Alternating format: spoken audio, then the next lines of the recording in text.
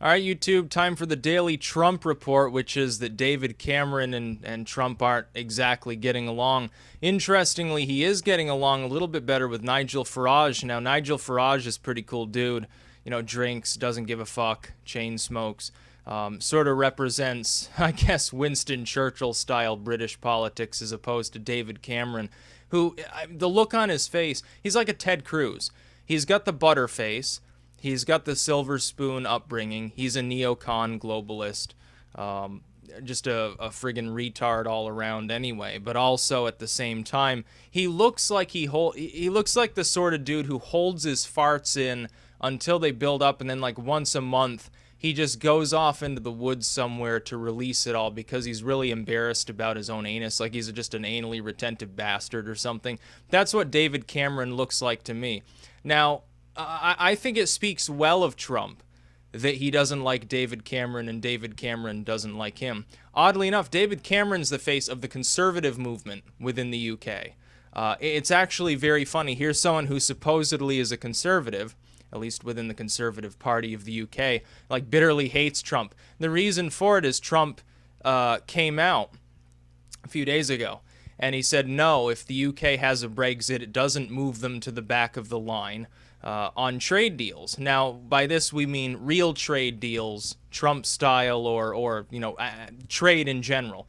We're not talking about the TPP, which has nothing to do with trade. It's just a move for corporate and government control of private resources. It's essentially a socialist endeavor, or NAFTA or CAFTA or something like that. So one of these retarded deals that doesn't actually create jobs in the first world, doesn't actually bring prosperity to the third world. It just sort of robs everyone and allows collections of banks, corporations, and governments to sue people more easily. It's just a power grab. We know that. The TPP is even unpopular with Obama's fans. Like anything else he posts, if he posts about gay rights, guns, whatever it may be, people will fawn over him and say how he's the black messiah. The second he talks about the TPP, and it's like trying to teach a child not to touch the stove burner, and it just refuses to learn and keeps touching it and crying over and over. That's Obama on the TPP. He can't stop ranting about how great it supposedly will be. Everybody knows it won't, and he even alienates members of his own party on it. As far as the Brexit is concerned, I'm not surprised David Cameron would say, oh, Trump doesn't know what he's talking about.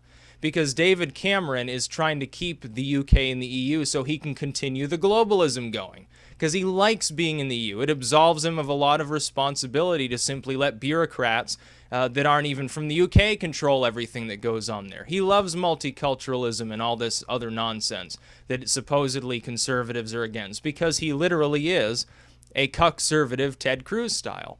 He doesn't believe in the fundamental right of a people to determine their own destiny. He doesn't care about borders. He doesn't care about culture. He's just as fine with going to a mosque as a church, and probably doesn't go to the latter anyway. That's David Cameron in a nutshell, as opposed to like UKIP or something like that represents, yeah, we want to determine things ourselves. The United States would have a far easier time making lucrative deals with the UK, and would probably rather do so if they do have a Brexit. Now, Obama's not going to say that because he's in league with the same sort of people as David Cameron. Look, it's Obama, supposedly this Kenyan Marxist communist Muslim, which he isn't. I mean, he's a lukewarm sort of neocon style modern quasi-liberal, getting along with someone supposedly a member of a conservative party, and they're both, jelking each other off all day. And yet here's Trump, supposedly this horrible Nazi reactionary fascist right-winger, and he's sort of moving himself in league with some of the more leftist movements that are arguing for a Brexit. Now, they're arguing for it for a different reason than a group like UKIP. They're all on board with the same basic concept. The bureaucracy of the EU strangles things to the point where I would think it would be a no-brainer for like both the far left and the far right to really want to remove themselves from the situation so that the nation can determine its own destiny, whether it ends up like a multicultural Islamic hellhole like this SNP apparently wants it to be, or whether as UKIP wants it to be, it ends up being an actual like developed nation and stays that way and actually has an international presence. So it's actually very funny.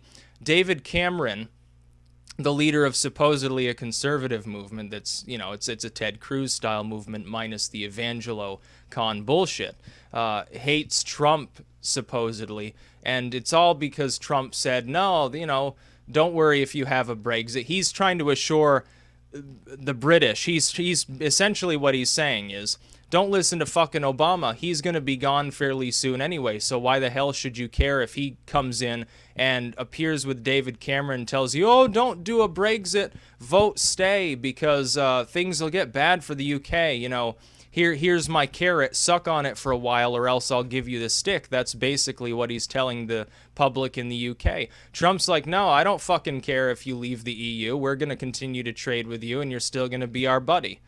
So which side does the UK want? With the UK, let's do a thing here where the domestic populations, instead of the politicians, are the ones giving each other a little hand job from time to time.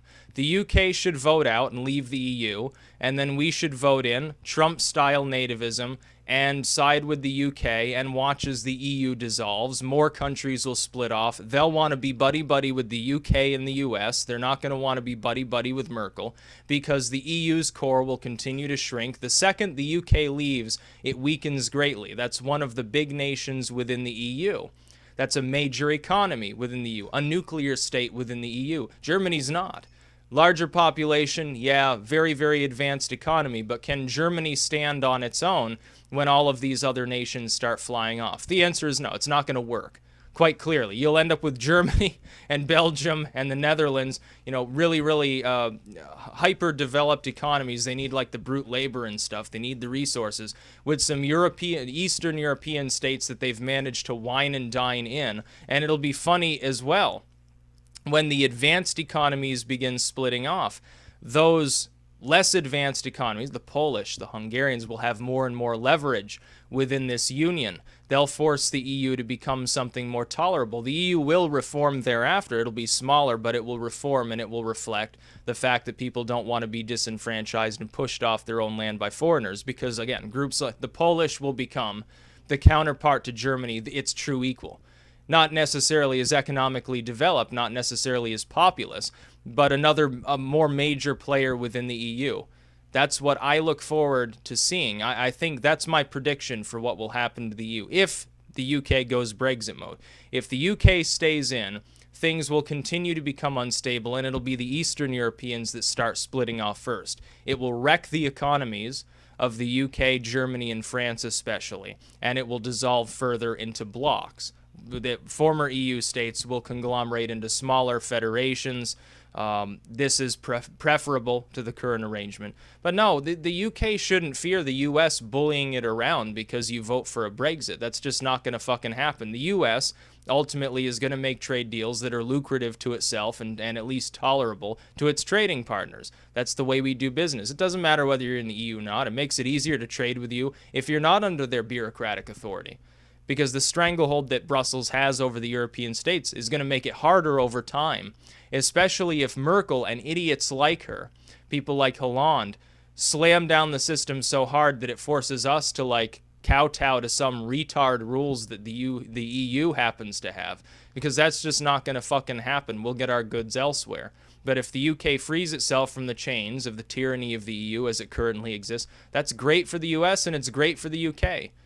Things will become more prosperous in the UK, not less prosperous. It's not going to make you the pariah of Europe. It's just not going to happen. The pariah of this advanced, developed core of the world. It's just not going to happen. I find it funny. I'm sparring with anarchists and stuff on the Sadiq Khan video, and yet at the end of the day, a lot of those people are probably in the vote out camp. It's actually very funny.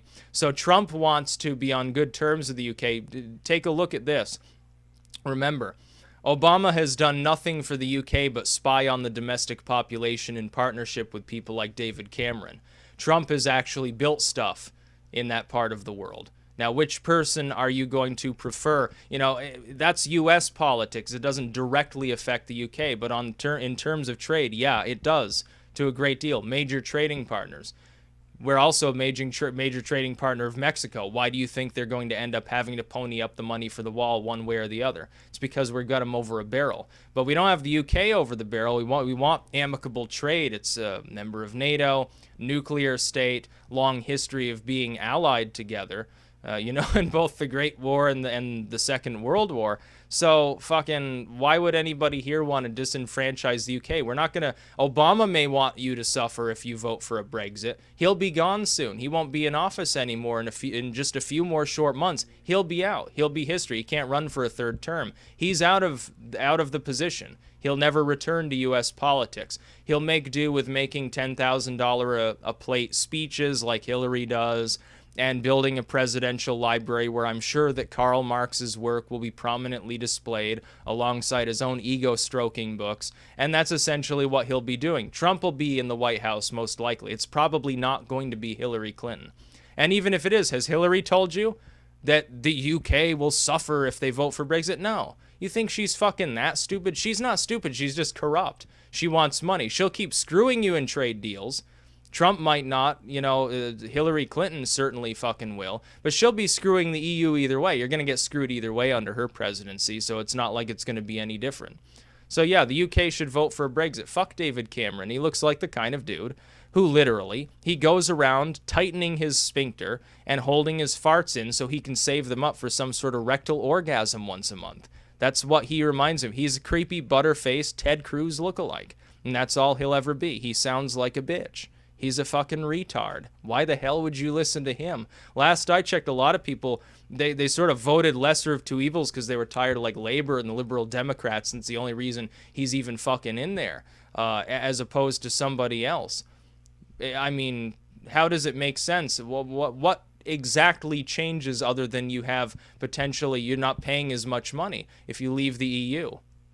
So don't listen to Obama. He's going out soon. Don't bother listening to Cameron because I'm scratching my head. Who the hell likes him? They think he's the lesser of all evils, maybe, but do you honestly like the dude?